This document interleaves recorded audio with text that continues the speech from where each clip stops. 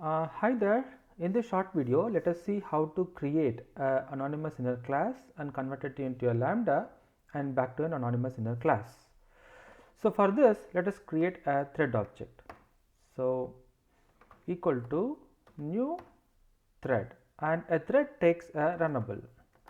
So there is no runnable object here, so it gives an error, which is fine.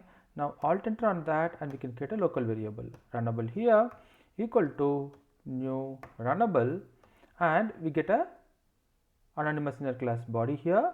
So let us say hi from runnable and print it out, and let's now execute this. So let's start the thread, and if we execute this program, it should print hi from runnable, as you can see from here.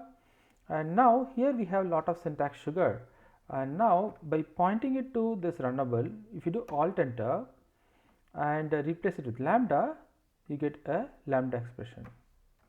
Now we execute this and you get the same result. Now you can do some simple transformations here.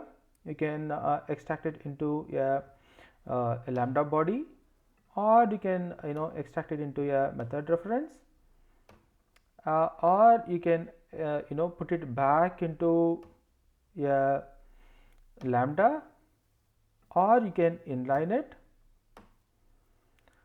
and you can convert it back to an anonymous inner class. Fun, isn't it? Give it a try.